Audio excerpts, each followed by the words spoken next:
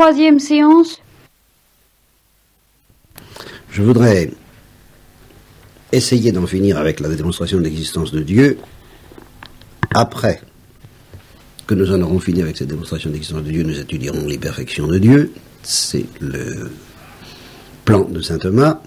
Pour étudier les perfections de Dieu, il faudra faire un petit peu de philosophie de la nature, dont je vous parle de temps en temps, et donc vous ne savez pas très bien ce que c'est. Je vous en donne un petit aperçu très rapide, pour que vous voyez à peu près où on va, quoi. On va essayer, ce soir ou la prochaine fois, d'en finir avec l'existence de Dieu. Et puis, pour parler des perfections de Dieu, nous étudierons les corps qui changent, voilà. Nous vivons au milieu de corps qui changent, qui subissent des modifications dont certaines sont importantes et graves, importantes et belles comme la naissance, importantes et terrifiantes comme la mort. Alors ces corps soumis à ce changement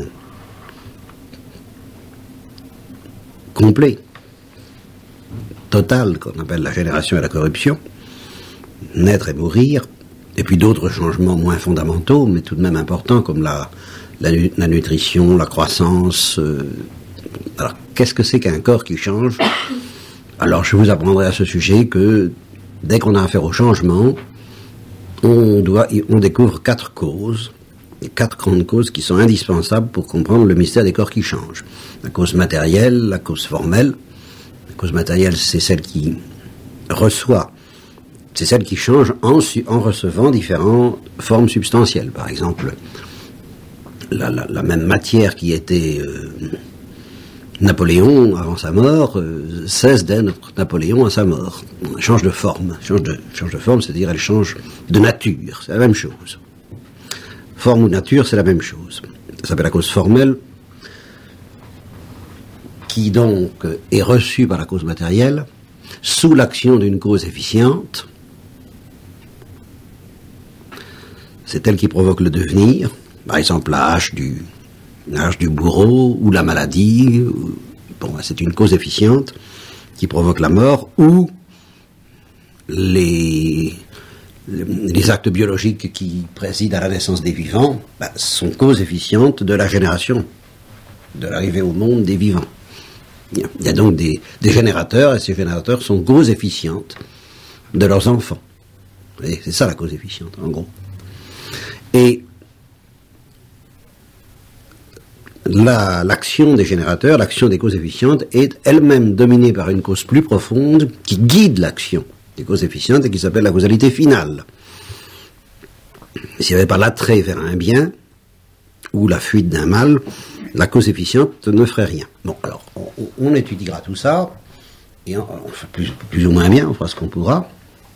Tant que vous n'aurez pas un petit peu retenu dans votre tête ce que c'est que les 4 causes, et les problèmes que ça soulève, qui sont énormes, je ne pourrais pas vous apprendre grand-chose en philosophie, je vous préviens tout de suite, si ce n'est cette espèce de musique ou d'osmose que j'essaie de vous transmettre, et qui est peut-être plus importante que les notions dont je viens de parler, mais on peut tout de même pas rester indéfiniment à la musique, il faut quand même de temps en temps introduire des paroles. Hein, on ne peut pas se contenter de préluder, il faut quand même qu'il y ait une mélodie. Donc vous commencerez à avoir des notions philosophiques dignes de ce nom, le jour où vous connaîtrez les 4 causes. Et puis, des notions dont j'avais parlé la fin de l'année dernière, la substance, l'accident, et quoi encore, Marine? L'habitus, et quoi encore? L'opération, plus précisément. J'aime mieux l'opération, parce que le mot acte, je le réserve à une autre affaire énorme au point de vue philosophique, l'acte et la puissance dont je vous ai parlé, je crois, la dernière fois. Bien, alors, ça c'est notre programme. Mais pour attaquer ce programme, indispensable pour comprendre ce que c'est que Dieu, parce que c'est une fois que seulement je vous aurai parlé des 4 causes que je pourrais vous parler de Dieu. Ça pourrait, non pas de la démonstration de son existence, puisque je vous en parle, mais des perfections divines, je ne peux pas en parler avant d'avoir ventilé l'histoire des 4 causes. Et de la substance et des accidents. Un petit peu tout ça est nécessaire pour parler de Dieu. Par exemple, je vais vous montrer pourquoi.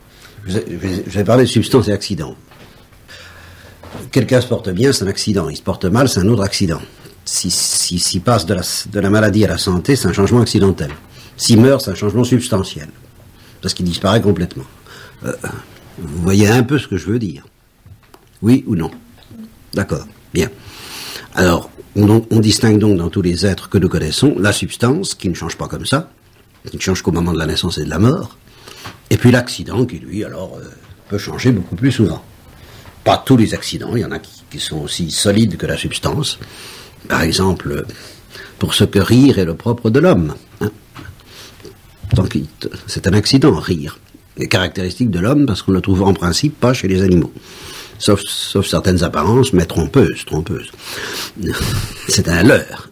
Les animaux ne rient pas, et ne pleurent pas au sens humain. Bon, ce qu'on appelle les accidents propres. Bref, quand je vous aurai expliqué tout ça, que j'ai déjà commencé, et que nous y reviendrons, puisqu'il y en a qui ne connaissent pas, qui ne sont pas au courant, alors je dirais, en Dieu, il n'y a pas de distinction entre substance et accident. Et ainsi, nous apprendrons quelque chose de Dieu, de très important. C'est très important de comprendre qu'en Dieu, il n'y a pas lieu, on ne peut pas et on ne doit pas faire la distinction entre substance et accident. Alors on sait quelque chose de Dieu. Mais pour que je vous dise ça, il faut d'abord que vous sachiez ce que c'est que substance et accident, ça va de soi. Bon. Et toutes sortes de choses du même genre, dont nous aurons à parler pour les nier de Dieu, pour refuser à Dieu un certain nombre d'imperfections ou de caractéristiques des êtres que nous aurons à étudier. Bien.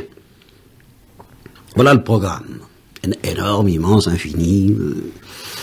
Nous aurons l'éternité pour le poursuivre, j'espère. C'est la grâce que je vous souhaite, ainsi qu'à moi-même. Ça s'appelle la vertu théologale d'espérance. Bon. Eh bien, faut d'abord en finir avec l'existence de Dieu. Et ça, je pourrais ne jamais en finir avec l'existence de Dieu. C'est évident. Il va falloir qu'on s'arrête un peu arbitrairement ce soir ou la prochaine fois. Alors, j'essaie de résumer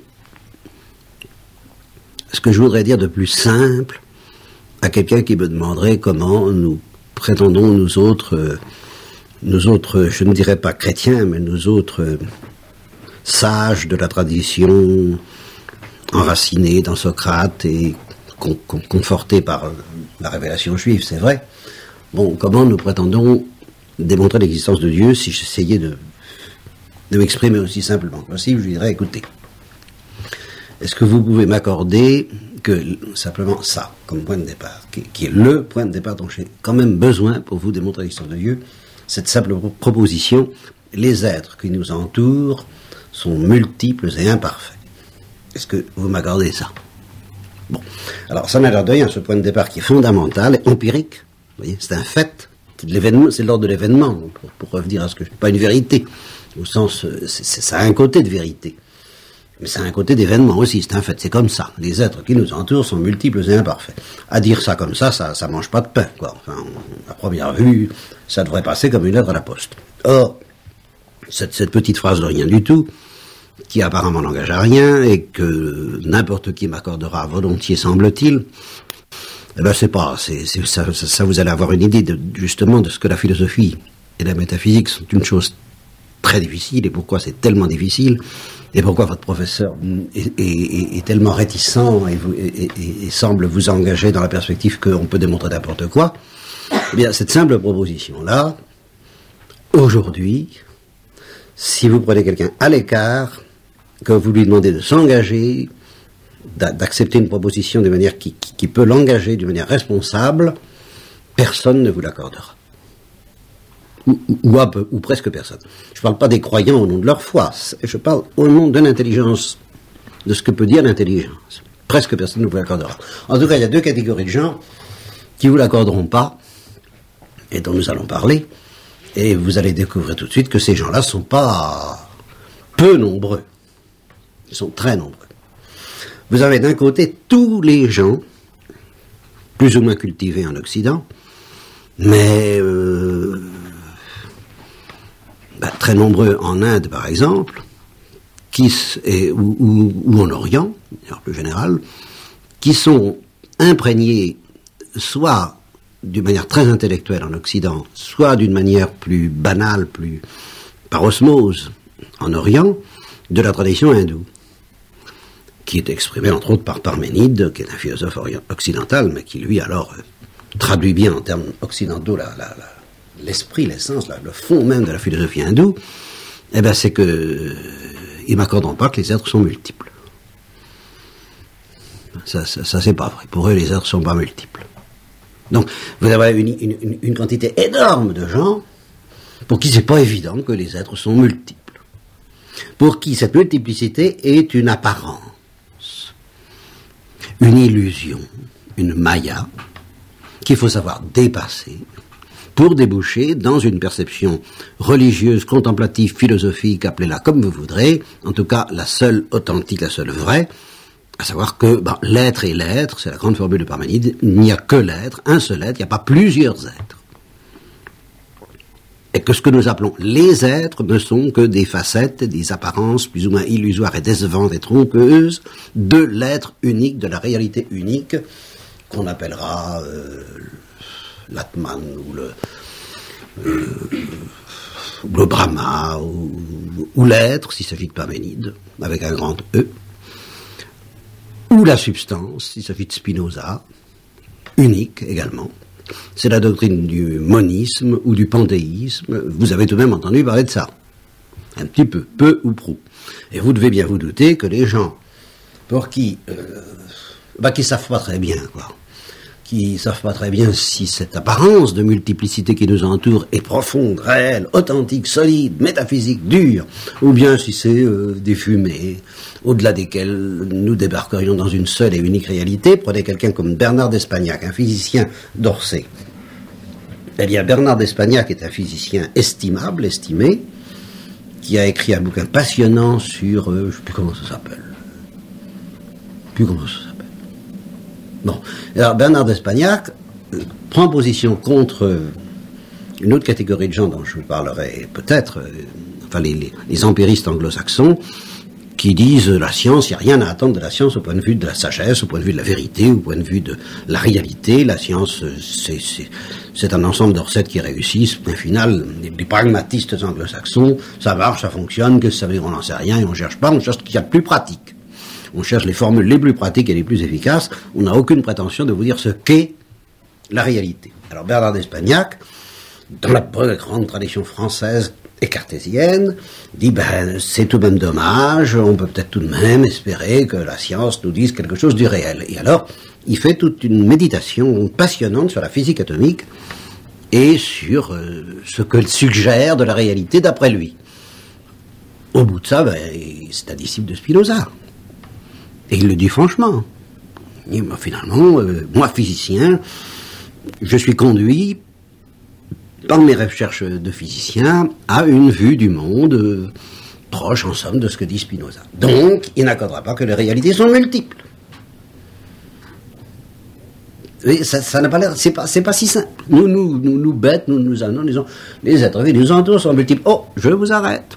Maya, illusion. Le sage sait qu'il n'en est pas ainsi. Voilà, nous ne sommes pas sages. Alors, vous voyez, dites donc, ça fait un grand nombre de gens qui vont pas marcher dans la combine, pour qui ma démonstration de l'existence de Dieu, dès le départ, ça va pas. Et je vous préviens, parce que je ne vous dis évidemment pas quoi leur répondre. La question n'est pas là ce soir, vous pensez bien. Mais c'est vous dire la difficulté de la philosophie. Quand je vous dis que la philosophie est difficile, n'est pas impossible d'avoir la vérité. Même sur cette question de savoir si les êtres sont multiples ou pas, je maintiens que ce n'est pas impossible. Mais c'est pas facile. Les êtres sont multiples, ça veut dire la multiplicité apparente. Ça, tout le monde est d'accord. Apparemment, c'est multiple. Mais évidemment, ça, les hindous sont les premiers à le reconnaître. Et Parménide aussi, apparemment, il y a du multiple. Mais n'est-ce qu'une apparence, ou est-ce que ça doit dévoile une vérité philosophique dure, qui résiste, justement, à la réflexion intellectuelle qui dépasse le sensible? Est-ce que la multiplicité disparaît avec la réflexion, ou est-ce qu'elle demeure? Eh bien, c'est pas si évident donc que ça. C'est une question difficile. Moi, je dis qu'elle demeure, mais je reconnais que on n'est pas obligé de me suivre. Et si quelqu'un me dit éclairez-moi, je lui donnerai des manodoxios de la maïeutique, du Socrate, on causera, mais pas des démonstrations. Ça se démontre pas qu'il y a des êtres, que les êtres sont multiples. Ça se voit ou ça ne se voit pas. Ça. Je crois le voir. Je suis même convaincu que pour moi c'est une vision intellectuelle, mais je ne vais pas transmettre ça comme ça. Bon, alors voilà déjà la moitié des gens qui ne vont pas m'accorder, enfin la moitié du monde pensant, il y a beaucoup d'occidentaux en particulier qui sont influencés plus ou moins directement par la tradition hindoue, qui ne vont pas m'accorder que les êtres sont multiples. Alors me voilà par terre avec la démonstration de l'existence de Dieu, tout au moins l'atomiste et par conséquent la chrétienne, car c'est la même. Bien. Puis deuxième moitié, Alors les gens qui acceptent très bien que ce soit multiple, alors les anglo-saxons par exemple, ou les marxistes, ou les matérialistes français, et qui vont dire, mais qu'est-ce que c'est que cette histoire d'imparfait? Qu'est-ce que vous amenez ça veut dire imparfait, les êtres sont pas imparfaits, ils sont ce qu'ils sont. Là, vous projetez une notion de valeur, et de valeur morale, parfait, imparfait, tout ça, c'est par rapport à l'homme, c'est le moins qu'on puisse dire, et c'est peut-être d'ordre moral, mais ça n'a rien à voir avec une constatation objective, scientifique, philosophique de la réalité. La réalité n'est ni parfaite ni imparfaite, la réalité est ce qu'elle est. Alors voilà une autre moitié de gens, alors vous vous rendez compte, qui vont bien m'accorder que les êtres sont multiples, mais qui vont pas m'accorder qu'ils sont imparfaits. Alors, démonstration est deuxièmement parfaite. Qu'est-ce que vous voulez faire avec tous ces gens-là? Vous voyez, je vous ai pris au piège, je suppose, parce que je suppose que vous étiez prêtes, les unes et les autres. M'étonnerait que vous soyez déchaînés immédiatement contre cette formule, si j'avais pas fait attention, que les êtres qui nous entourent sont multiples et imparfaits. Mais certainement mon père. Eh ben non, ça va pas du tout, vous ne trouverez pas beaucoup de gens qui l'accepteront d'une manière responsable, ça. Et nous voilà très seuls. Ah oui, tiens, je voulais vous dire une chose que j'ai oubliée. L'autre jour, après la classe de philosophie, il m'était venu une réflexion, à moi je vous l'ai déjà faite, je crois pas, sur la différence entre certitude et évidence. Est-ce que je vous ai pas dit ça? La différence entre évidence et certitude. Alors il faut faire très attention, parce que vous êtes tenté de me demander des certitudes. Et moi, ça ne m'intéresse pas de vous donner des certitudes. Ce qui m'intéresse, c'est de vous donner des évidences, ce qui est beaucoup plus difficile. L'évidence est porteuse de certitude. Quand on a l'évidence, l'évidence, du fait même que c'est l'évidence, porte avec elle une certitude que l'évidence est l'évidence. Ça, c'est sûr. Mais la réciproque n'est pas vraie. Toute certitude ne vient pas de l'évidence. Et il y a même d'ailleurs une certitude plus élevée que toutes les évidences. Une seule. Il y a une certitude. Alors je vous pose cette colle. Il y a une certitude qui est quelque chose de plus profond, de plus parfait, de plus élevé que toute évidence. C'est pas une évidence? Et qui ne repose sur aucune évidence. Et qui est une certitude transcendante à toutes les évidences. C'est pas que Dieu nous aime, c'est pas la foi? C'est la foi. C'est la foi théologale. La foi, justement, c'est sa définition même, ne repose pas sur l'évidence, repose sur des signes, bien sûr, il y a des indications. Il y a une sorte de certitude pratique qui résulte de ce qu'on appelle l'apologétique, comme quoi il est raisonnable de croire et déraisonnable de ne pas croire, oui, d'accord. Faut être un peu fou pour ne pas croire, malgré que la foi, par un certain côté, paraisse une folie, mais c'est une folie qui vaut la peine d'être vécue, qui est la seule digne d'être vécue, et qu'il est bien bête de ne pas vivre. Bon, mais tout ça sont des convictions, d'accord, mais c'est pas la foi. Même une fois qu'on est convaincu qu'on a intérêt à croire que c'est qui semble bien que l'Église romaine tient le bon bout, que tous les signes convergent en sa faveur, que la tradition judéo-chrétienne est authentique, même une fois qu'on a bien pesé le pour et le contre, examiné toutes les religions et toutes les traditions, et puis dire je crois que c'est par là que ça se tient, on n'a pas la foi. Il reste à faire un saut, et un saut dans le vide, c'est-à-dire dans l'obscurité, dans ce qu'on appelle justement l'obscurité de la foi. C'est pas une évidence. On a peut-être l'évidence que mon petit garçon, t'as intérêt à croire. Ça, on peut avoir l'évidence. Mais cette évidence ne dispense pas d'un certain acte. Celui qui m'appelle, je vous l'ai dit, le coup du téléphone, celui qui m'appelle, c'est sûrement Dieu. Ça, c'est pas encore la foi.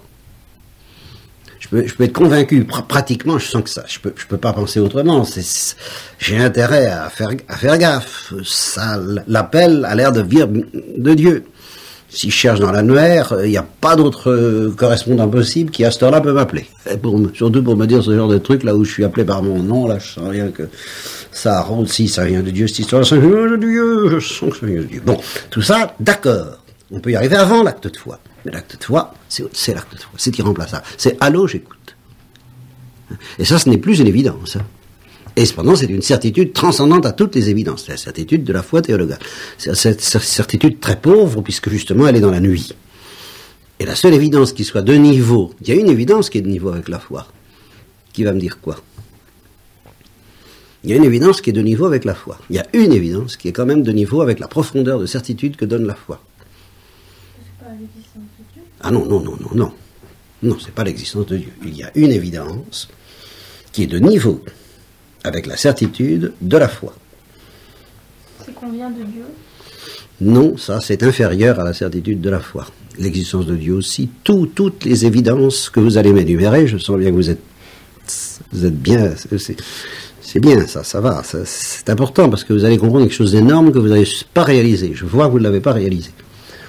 La seule évidence qui soit de niveau avec la certitude de la foi, et qui justement d'ailleurs alors balaie la foi, c'est la vision face à face. C'est pas compliqué. Voilà. La lumière incréée donnée à l'intelligence humaine dans la vision face à face, alors là, ça balaie la foi, et c'est de niveau avec la foi. Ce que justement, c'est extraordinaire dans la foi, c'est qu'elle est de niveau au point de vue de la certitude avec la vision face à face. C'est la même certitude que celle qu'on a dans la vision, mais dans la nuit, sans évidence. Et c'est ça. Parce que la foi, c'est une participation à la science que Dieu a de lui-même. C'est même encore plus que la vision face à face, c'est l'évidence que Dieu a de Dieu.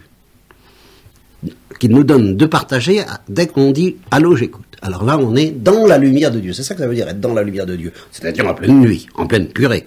Dans la nuit de la foi, qui est une nuit plus obscure que toutes les nuits, mais qui est en même temps une participation obscure à l'évidence, à la lumière incréée que Dieu possède. Et c'est pour ça que c'est une certitude supérieure à toutes les évidences. Bon. Alors ça, cette certitude de la foi, je la mets de côté, je m'agenouille devant elle, la philosophie ne vaut pas qu'elle soit à côté de ça, c'est évident, enfin, bon. Mais à part ça, il y a beaucoup de certitudes sans évidence, et celles-là sont très inférieures à l'évidence. Ce sont et en général, justement, les certitudes, la certitude d'avoir raison, la certitude que mon raisonnement est impeccable, la certitude que vous me demandez peut-être, sans vous en douter, quand vous me demandez une démonstration de l'existence de Dieu, eh bien c'est une certitude qui est bien inférieure à l'évidence. C'est une certitude plus ou moins passionnelle ou routinière. La certitude de celui qu'on a élevé là-dedans, ou qu'on a seriné, ou qu'on a répété des choses, et qui les répète, et qui se laisse convaincre par des arguments d'avocat, ou des arguments d'éducateur, ou des arguments de Mabif, ou des arguments de ce que vous voudrez, mais des arguments qui ne donnent pas l'évidence. L'évidence est au-delà de toutes les certitudes. Et c'est pour ça que je suis très pauvre en philosophie avec vous, c'est parce que vous aimeriez que je vous donne des certitudes, la certitude par exemple d'une certaine démonstration d'existence de Dieu, vous pouvez dire ça, je suis sûr que c'est la vérité. Non, je ne vous donnerai pas ça.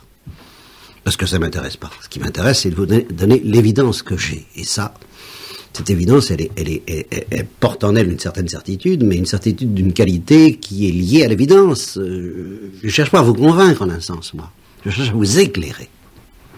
Pas pareil. Je cherche à vous donner une certaine lumière. Bon, alors tout ça, c'était à propos de... J'ai fait ma petite digression, certitude d'évidence, qui va me dire à propos de quoi. On va voir comment vous suivez un peu. Non, ce que je veux vous dire, c'est que justement, cette évidence que j'ai, que les êtres sont multiples et imparfaits, c'est ça. J'en ai l'évidence. Et je ne me sens pas capable de vous la transmettre. Mais c'est ça. J'en ai pas la certitude, j'en ai l'évidence. Mais c'est une évidence pauvre. Il m'a fallu des dizaines d'années pour que je puisse dire oui, je ne peux pas échapper à cette évidence. C'est au-delà de l'apparence, je le sais. Je le vois. Et au-dessus de ça, il n'y a que la certitude de la foi, qui est bien supérieure à cette pauvre évidence métaphysique. Mais j'ai cette évidence. Alors, c'est justement mon désarroi, c'est que il faudrait déjà, pour que vous puissiez participer à la certitude que j'ai de l'existence de Dieu, que je puisse vous transmettre cette certitude que j'ai, que les êtres qui nous entourent sont multiples et imparfaits, et cela même, je ne peux pas vous le transmettre comme ça. Simplement, je peux vous faire remarquer que cette évidence n'est pas commune. Et que votre prof de philosophie, par exemple, ne l'a pas. J'en suis certain. Alors c'est une certitude, c'est pas une évidence. Je n'ai pas l'évidence que votre prof ne l'a pas, mais j'en ai la certitude pratique. D'après les signes que vous me donnez, d'après les manifestations que vous m'indiquez, que vous me donnez de ces paroles.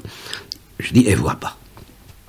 Elle voit pas même cette chose simple. Les êtres qui nous entourent sont multiples et imparfaits. Car dès qu'on voit ça, le reste file à une vitesse grand V, une simplicité élémentaire, encore que c'est pas si simple que ça. Mais je termine, et je reviendrai là-dessus la prochaine fois, parce que j'en ai dit assez pour ce soir.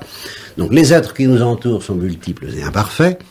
quand je réfléchis à cela, justement, dans l'évidence que je suppose acquise et que vous n'avez pas encore, mais que vous aurez un jour, ne vous découragez pas. Quand je réfléchis là-dessus, je suis obligé de dire que l'imperfection des êtres n'est pas responsable de leur perfection. Je veux dire que je ne peux pas expliquer la perfection des êtres par leur imperfection. C'est évident. Dans la notion même d'imperfection et de perfection, une fois que j'aurai dépassé les critiques des matérialistes qui me disent ça veut rien dire, une fois que vous aurez compris que ça veut dire quelque chose, et qui n'est pas moral, et qui est philosophique, ça a un sens. La perfection ou l'imperfection ontologique, ça signifie quelque chose. Ça, quoi? Je vous en donnerai petit à petit l'évidence, je tâcherai de vous montrer que ça a un sens. Bon. Une fois que vous aurez vu ce que signifie perfection ontologique et imperfection ontologique, vous verrez que c'est pas... L'imperfection n'explique pas la perfection. L'imparfait n'explique pas le parfait. Ça, vous le soupçonnez déjà un peu. Vous verrez aussi que le parfait n'explique pas l'imparfait. Ça, c'est déjà plus calé. C'est-à-dire que ce n'est pas normal qu'une perfection soit réalisée d'une manière imparfaite. Et à ce moment-là, vous aurez l'idée de Dieu, à savoir que l'idée d'un être dans lequel la perfection n'est souillée d'aucune imperfection, cette idée-là a un sens. Voilà. Ce que tout le monde n'accorde pas non plus. Ce que tout le monde ne voit pas. L'idée d'un être infiniment parfait, c'est-à-dire dans lequel la perfection ontologique n'est souillée, ni limitée, ni souillée, ni atténuée par aucune imperfection, cette idée-là a un sens. Je ne dis pas que ça veut dire qu'il existe, ça ne prouve pas qu'il existe. Mais ça a un sens. Une fois que vous aurez vu ça, que peu de gens voient aussi, bien peu, alors le reste suivra en vertu du principe de causalité, l'existence des êtres imparfaits, dans lesquels le parfait n'explique pas l'imparfait, et que l'imparfait explique encore moins le parfait, ne peut s'expliquer que par la causalité efficiente qui fait qu'un être infiniment parfait donne d'exister à des êtres imparfaits. Voilà. Et ça, c'est la démonstration de l'existence de Dieu. Amen. Hein? Bon. Alors, ça m'intéresse pas du tout que vous ayez la certitude que j'ai raison, ni que tout ça est vrai. Ce que j'espère, c'est vous en donner un jour l'évidence, mais... Bon, alors, une éminente auditrice m'a dit, bon, toi moi, je croyais que les êtres, ils n'étaient pas... que l'imparfait expliquait le parfait, d'une part, et que les êtres n'étaient pas multiples, de l'autre. Alors, je répondrai tout de même, peut-être que je pourrais arriver à faire comprendre quand même, à te faire comprendre quand même une chose, c'est que tu peux me dire, je crois l'un ou je crois l'autre, c'est quand même difficile de dire les deux. Parce que s'il n'y a qu'un seul être, où est l'imperfection? Alors, s'il n'y a pas d'imperfection, comment peux-tu dire que les êtres parfaits viennent des êtres imparfaits? Là, faut choisir, tu vois. Ça. Moi, je veux bien. Moi, je veux bien qu'on me donne jusqu'ici. J'avais pas pensé qu'on pouvait additionner les deux erreurs. Là, faut le faire. Hein. Les deux aveuglements. Non, mais tu vois un petit peu, quand même, qu'il y a une sorte de contradiction dans le fait de dire d'un côté, ce sont les êtres imparfaits qui engendrent les êtres parfaits, qui donnent naissance aux êtres parfaits, et d'autre part, il n'y a pas plusieurs êtres, il n'y en a qu'un, alors il est parfait. Alors l'imperfection n'existe pas, et c'est pas l'imparfait qui engendre le parfait. Dans la tradition hindoue, c'est pas vrai. L'imparfait n'engendre pas le parfait, pour la bonne raison qu'il n'y a pas d'imparfait. L'imparfait est une maya, est une illusion. Alors il ne peut pas être expliqué, c'est pas l'imparfait qui explique. Alors il faut quand même choisir entre deux erreurs. Bon, c'est bien de le dire avec candeur, parce que tu vois quand même l'impact des traditions. Par suite d'influences variées, tu en es arrivé à laisser coexister dans ton esprit je ne dis pas deux erreurs, parce que je ne cherche pas à convaincre, mais deux opinions qui manifestement ne peuvent pas coexister. Il faut au moins que tu te décides à choisir. Et alors, chez moi, dans ma crèmerie, c'est ni l'une ni l'autre. Bon, autre question, mademoiselle? Je voulais savoir, pour la multiplicité, c'est sur quel plan? C'est pour le plan de la foi ou bien Ah non, je ne me situe absolument pas sur le plan de la foi dans ce lieu, sauf quand j'en parle. Et alors j'annonce la couleur, je dis, par exemple, j'ai parlé de la foi tout à l'heure, mais je parle de l'évidence, donc pas de la foi, l'évidence philosophique, ou scientifique, ou du sens commun. Et je ne vois vraiment pas, je sais pas, il n'y a pas besoin de la foi pour penser que les êtres qui nous entourent sont multiples. Enfin, on le pense ou on ne le pense pas, mais enfin, il n'y a pas besoin de la foi pour ça. c'est le caractère? Le caractère. Mais non, mais enfin, il y a les astres, les vaches, les cochons, la couvée, les ciels, les automnes, les saisons. C'est tout, il n'y a pas que les personnes. Il Il y a aussi des personnes. Les hindous, quand ils disent ça, ils ne veulent pas dire par là que c'est la même chose parce que ça vient de Dieu. Attends, je réponds d'abord à Florence. Il me semble que tu te demandes si les êtres ne sont pas tous semblables. Mais même s'ils sont semblables, ils sont plusieurs. Tu te demandes est-ce que c'est une différence de caractère, etc. Mais même s'il y en a 25 qui sont rigoureusement tous semblables, c'est du fait qu'il y en a 25, il y en a plusieurs. Alors, la première impression qu'on a quand même quand on débarque dans le monde, c'est que papa n'est pas maman, que le beau temps n'est pas le mauvais temps, que dehors n'est pas dedans, que voilà quoi, c'est aussi bête que ça. Que ça soit une illusion, ça peut s'étudier. Mais on a besoin de la foi pour ça. Alors là, écoute, Florence, de grâce, alors n'accumulons pas. Alors une troisième. Pitié. Marinon, attends. Chronologiquement, Marinon. Mais quand ils pensent ça, les hindous, ça ne veut pas dire que c'est la même chose parce que c'est les créatures de Dieu? Ah non, pas du tout. Ils ne sont pas créationnistes du tout, les hindous. Ou ils sont évolutionnistes dans le sens, mais dans un sens justement inverse de l'évolution de l'imparfait vers le parfait. Hein, Manu, c'est l'évolution du parfait vers l'imparfait, eux. Tu vois? C'est tout à fait différent. Donc c'est une sorte de dégradation. Tandis que ce que tu évoquais au début, c'était l'évolutionnisme qui progresse. Alors c'est pour ça que je dis qu'il faut choisir, hein, d'accord? Mais la multiplicité, ça se recoupe avec les choses sont ce qu'elles sont. Ah oui, tout à fait. Les choses sont ce qu'elles sont, c'est la santé. Ou alors ça ne veut strictement rien dire que les choses sont toutes pareilles. Ben, ça veut... Je comprends pas. C'est pas ça. Mais je ne peux pas te promettre qu'il y ait une intelligibilité satisfaisante dans l'idée hindoue, puisque je n'y crois pas. Mais j'essaierai tout de même de te faire comprendre comment on peut avoir l'illusion que c'est une illusion. Parce que pour moi... Mais ils sont panthéistes alors les Ah oui, c'est évident. Mais comment ils font pour dire que c'est une illusion que les êtres sont multiples? On peut pas dire, quand on voit deux choses, on peut pas dire que c'est une illusion, que c'est une chose. Voilà, vacher un peu. Bon, bah, j'essaierai de répondre à cette question plus tard. Je sache en tout cas qu'ils en sont profondément convaincus. Je dis pas que c'est une évidence, mais c'est une conviction. Ils sont une représentation d'être suprême. C'est pour ça qu'ils seraient un tout. Ah, je reconnais que ce n'est pas facile à se représenter, mais enfin, ils te diront que on peut...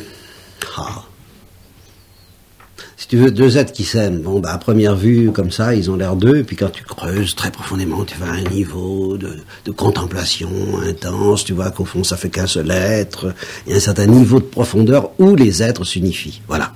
Bon, ben, c'est ça qui les fascine. Et ce niveau de profondeur, il les fascine tellement qu'ils ne voient plus que ça. Et c'est ce qu'on disait de Parménide, qu'il était ivre de l'être. C'est-à-dire ivre d'unité, de certaine façon. Ils sont ivres de l'unité. Ils sentent que, quand on va au fond des choses, tout s'unifie. Ils sont ivres de sagesse. Rappelez-vous ce que je vous ai dit sur la sagesse.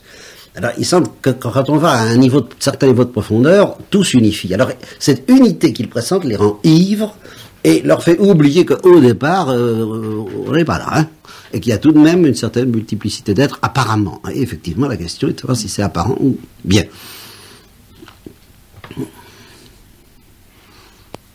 Ça y est? Donc Dieu, c'est pas une personne, c'est tout. Ah, dans leur perspective, non. La notion de personne... Il n'y a pas en fait de Dieu. La notion de personne, ça, est dépassé. C'est une apparence aussi, Ils ne ça. parlent pas de Dieu alors. C'est un X. Il pourrait pas. C'est tellement ineffable, c'est un non-être même. Au-delà de l'être, c'est le non-être. Ça pourrait pas être un être. Parce qu'un être, c'est encore un multiple. Mais alors, une addition de tous les êtres. Oui, c'est au-delà de l'addition, c'est justement c'est ce que tu contemples quand tu as franchi la barrière des apparences. Et alors on peut plus te rejoindre là, c'est un aller simple. Alors. Bon.